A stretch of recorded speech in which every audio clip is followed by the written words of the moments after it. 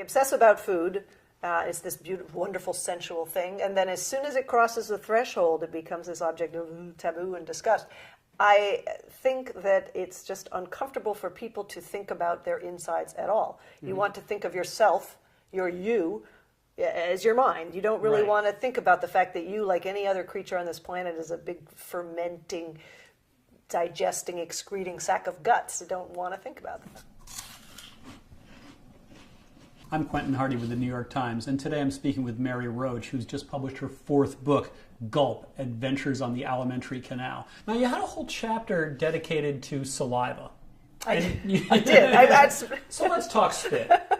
I'm highly pro-spit, and I will tell you why. Okay, everyone thinks it's just a moistening agent. And yeah, all right, it does that. That's a very basic thing. But your mouth is monitoring the pH of what's in there. So if you drink wine, if you drink citrus juice, anything that's very acid will dissolve tooth enamel pretty effectively. So if you take a swallow of wine, you actually feel this sudden gush, sort of like the cavalry coming in. It's just like, dun, dun, dun, it rushes into your mouth and it makes everything safe again without you even thinking about it. I wanted to ask you a couple of questions that people had sent over via Twitter. And one of the Twitter readers, AE Aquariums, asked, what happens when you swallow gum? It just continues on through and comes out in your poop. Here's another one. Dr. C.W. Cutler of Georgia asks about the chewing performance of dental implants versus natural teeth. People with implants are less effective. Teeth are actually surprisingly sensitive. A human tooth can feel a little tiny bit of plastic, something like 1/25,000th of an inch in diameter. So dentures in particular, you lose a lot of that sensation. In the excerpt you published in the Times, you were talking about chewing, how we're coming down hard, but know how to stop just in time better than a race car can brake. Right. You have a peanut between your molars, and you're biting down and you're crunching. You want to break that object, and yet at the moment that peanut gives way, you've got to adjust, or your teeth will crash together, because once the peanut gives way, the two molars would come together with so much force that they could shatter.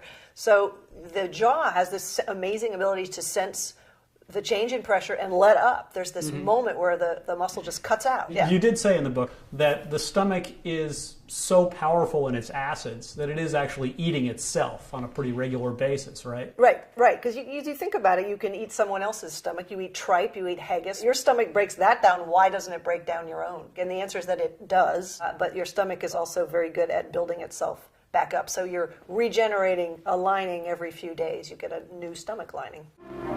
Don't you like the cereal? Oh, yeah.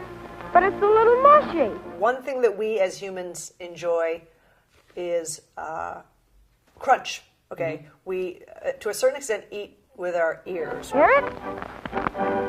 Crisp to the last spoonful.